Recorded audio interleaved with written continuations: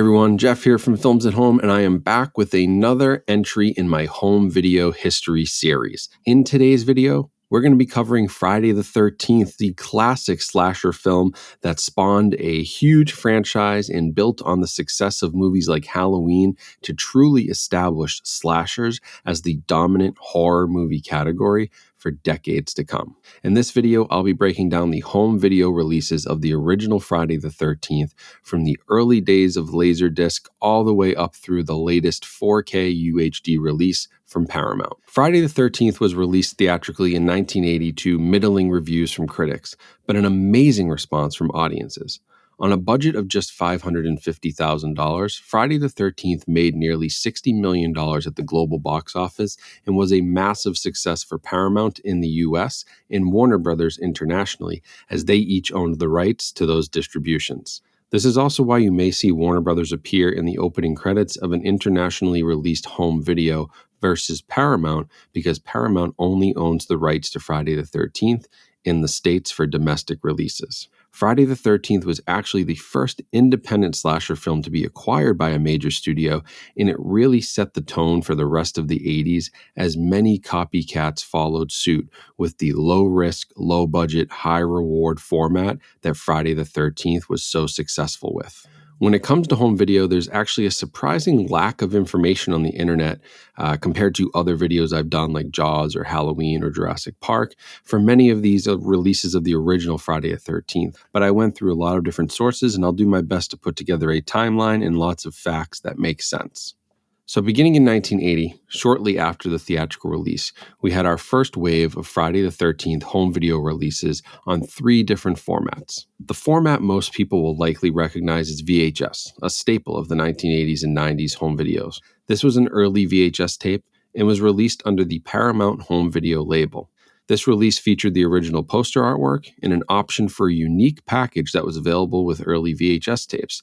There's the standard slipcase package where the tape just comes right out the bottom, but there was also a fold-out package where the tape was securely held in a bifold, slipped into a protective area inside.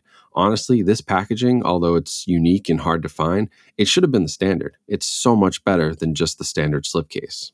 Now, alongside the VHS release in 1980, we also saw Friday the 13th released on the Betamax format, which was an early competitor to VHS and featured very similar packaging. As well as Betamax, there was a Laserdisc release with the extended play technology, which can hold 60 minutes of footage per side versus the standard 30 minutes of footage per side that a non-extended play Laserdisc can hold.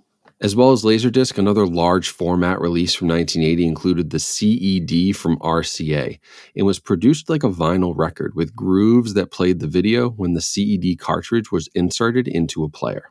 After this initial wave of home video releases in 1980, there would not be another release of the original Friday the 13th in the United States until 1988, when Paramount reprinted the first 5 films in the franchise on VHS. Other than being a second printing, there's not much to note on the 1988 release, although by this point it was only available with the standard slipcase packaging, and you could not get that bifold packaging which was available back in 1980. However, there was an interesting international release in 1986. Over in Japan, there was a Laserdisc release of Friday the 13th, and yes, Laserdisc was strong well into the 90s, and honestly, even today for collectors in Japan, so not uncommon to see Laserdiscs come out this late in Japan and other Asian countries. And this version featured the first time that the uncut version of the movie had been released on home video. This version features 11 additional seconds of gore, including some extended kill scenes with bloodier endings. Now, in 1994, Friday the 13th was released to VHS again, this time under the Gateway label in partnership with Paramount. Now, the Gateway VHS release of Friday the 13th is said to be terrible quality, compressed down significantly with awful picture quality and very cheap packaging.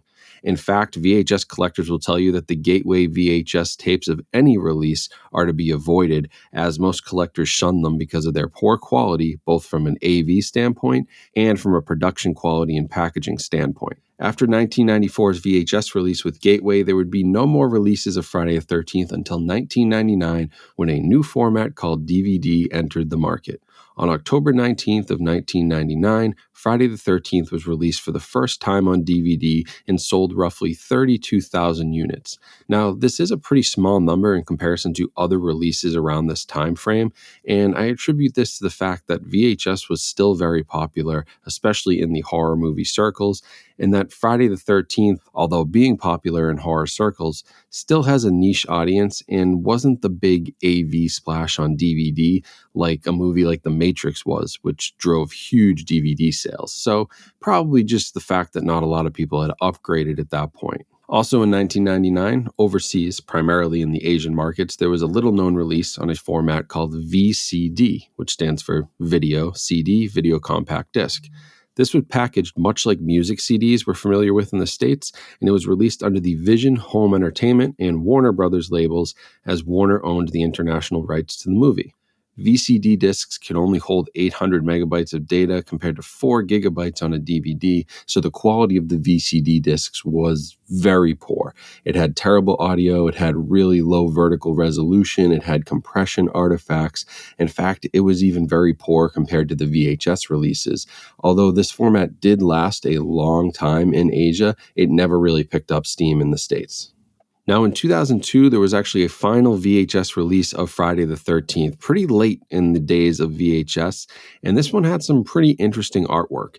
The artwork strayed away from any of the original poster art or any of the artwork we typically associate with the movie, and it went for a really odd look compared to other releases. The tape was the same one, still distributed by Paramount Home Video, but boy, was that artwork ugly.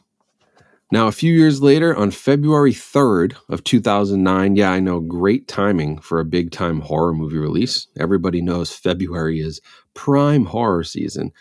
Paramount released the uncut, unrated version of Friday the 13th on DVD and Blu-ray for the first time in the US.